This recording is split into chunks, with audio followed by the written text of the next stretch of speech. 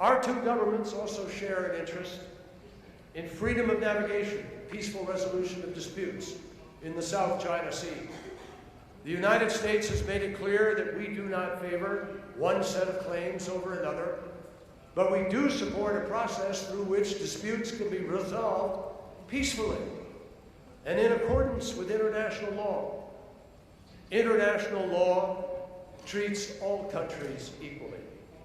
It does not recognize spheres of influence or the right of large nations to impose their will on smaller neighbors simply because they can.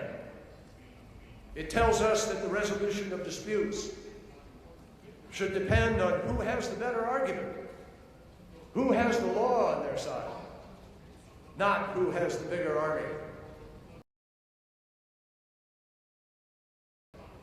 Here in Vietnam, your new constitution speaks of democracy and pledges to protect human rights. And in my conversation today with President San, he couldn't have been more clear about how important it is to the leaders of Vietnam to respect the rights of their people. They do and want to. Your government is committed to make Vietnam's domestic laws conform to that new constitution and to international human rights standards.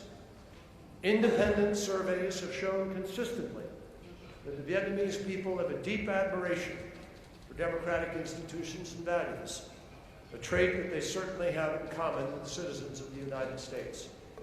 And so even as we respect the different political systems, we also have grounds for discussion about the implementation of constitutional protections, about political prisoners, the role of journalists, legal reform, and what it means to observe and practice what our commitments require in principle.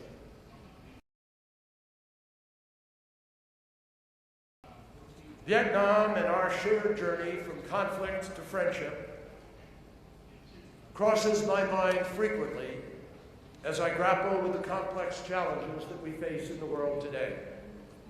From strife in the Middle East to the dangers of violent extremism with Daesh, Boko Haram, Al-Shabaab, and dozens of other violent extremists. And also, even the dangers of the march of technology with cyber intrusion and potential of cyber warfare. That we are standing here today celebrating 20 years of normalized relations is proof that we are not doomed merely to repeat the mistakes that we have made in the past.